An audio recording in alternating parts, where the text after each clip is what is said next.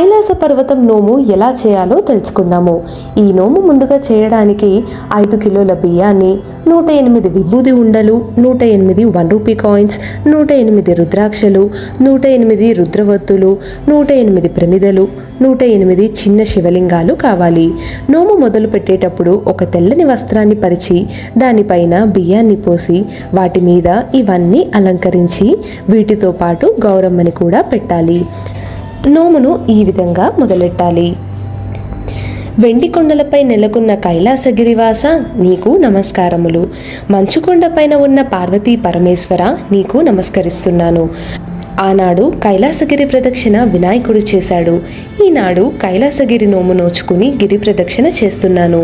మంచుకొండలాగా నా కడుపు చల్లగా ఉండాలని, పార్వతీ పరమేశ్వరుల్లాగా మా దాంపత్యం ఉండాలని నేను ఈనాడు కైలాసగిరి నోమును నోచుకుని ప్రదక్షిణ చేస్తున్నాను అని చదువుకొని అక్షింతల చేతిలో పట్టుకొని 108 సార్లు ఓం నమః శివాయ అని చదువుకొని హారతి ఇవ్వాలి.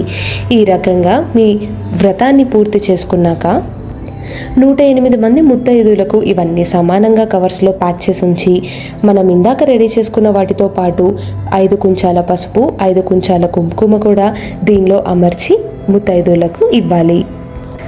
ఏ రోజైతే నోము నోచుకొని ఇవన్నీ చేశామో అదే రోజు 108 మంది ముత్తైదులకి మనం ఇవ్వలేకపోయినా కానీ 3 నెలల లోపల ఇచ్చేటట్టు చూసుకుంటే సరిపోతుంది. ఈ రకంగా నోముని భోగించుకోవచ్చు.